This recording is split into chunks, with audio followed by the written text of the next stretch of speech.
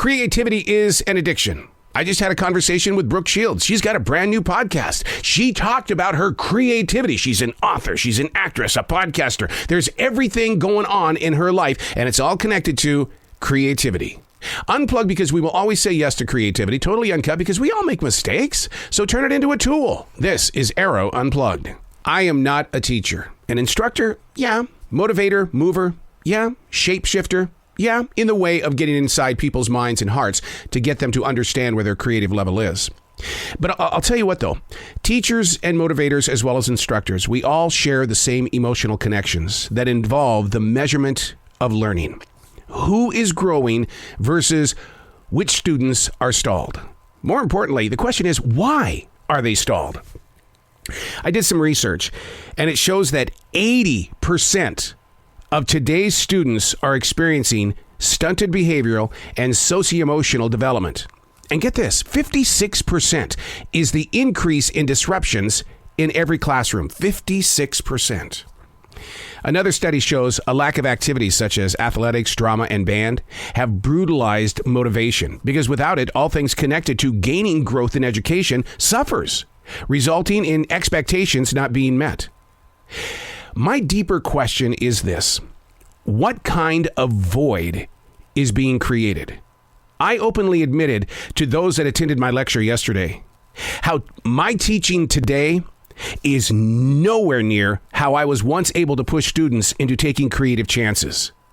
In fact, rather than standing in front of them at the podium, my choice yesterday was to sit with them and calmly ask questions. How can I help you meet what everybody out there in the real world is going to expect? How can we do this? Hey, it's Arroe. This is The Daily Mess, a chronological walk through an everyday world. I am a daily writer. It's stuff like this, man. You got to break it down. You got to work it out. And this is how you're able to take what you have experienced and turn it into tools. Because I can guarantee you that every single teacher, instructor, motivator, shapeshifter, mover, whatever, has gone through several different changes in order to help keep the word growing forward into generations. Because we've created a void. There's a void that's happened since COVID-19, the lockdown. And I can't imagine what's going on in China right now, who is still facing lockdowns. This is The Daily Mess. The swiftness of time can never be tamed, only accepted.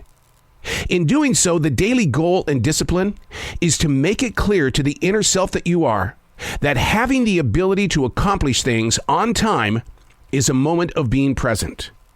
Why is this important? Because procrastination has been accepted as being natural behavior. You damn right I had to do some research, and it shows that it buys you enough time to think. It's called conserving your resources. Where I find fault in this is that it's time you aren't going to get back. To bring growth to a career or community takes time. But if you're not getting it back, how do we benefit from it? Benefiting from the growth is the expectation.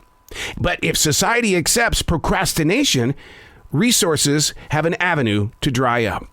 I drive by multiple construction sites that have been silent for months leading into years. How many trees and other living things in nature were wasted because that project has been stalled, procrastinated? Now, how does it affect the human? When you stall in your own life, when you set things aside, listen, I'm going to be very honest with you. I can't believe how fast becoming a 60-year-old man took place. Sure, it felt like forever to get through high school. But then all of a sudden, once out here in this real world, you're how old? Oh my God, you're old. You're old. But I'm not. But the thing is that people will sit there and they'll go, so you got to do this, and this. Yes, the answer is yes, because that is my favorite word. Yes, I want to do that. Why? Because I've never done it. In September of 2020, right smack dab in the middle of the COVID-19 lockdown, I needed people so bad in my life because I work for a movie promotion company. I'm a podcaster. I'm constantly in front of people at weddings and different celebrations and things because of the music service. I'm always with people. But during the lockdown, I was going butt crazy. I had to have people. So I took a chance. I said yes. I didn't procrastinate. I said yes to an essential job at a grocery store. And my now what has been the greatest decision I've ever made, because now I'm asking, why did it take me so long to have a job with real, honest to God people as our guests? Because when you go to your normal everyday 9-to-5 position in history and you're working with the same 15 to 30 people every day, it's different.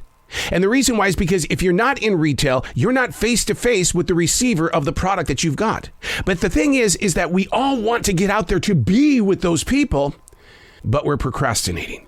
We're going, yeah, I'll do that when I get around to it. Look at the way that we procrastinate about cleaning the house, mowing the lawn. I openly admitted in my lecture yesterday, this beautiful forest here in South Charlotte, we planted 1,700 trees in 1997 because I didn't want to mow the lawn anymore. So I had this bright idea. Turn it into a forest. Connect all the other forests around you to this forest.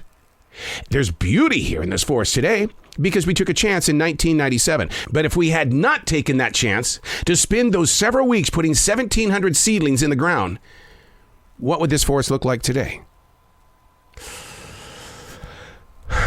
We've got to move forward. We've got to have teachers and leaders to be able to remotivate those that are going to be making big decisions very soon. Look, I just read an article not too long ago. It was based on how powerful is Generation Z. The article said one thing, extremely. And they want things, and they're going to be making decisions that are going to change things. I'm Arroe, and that's the Daily Mess.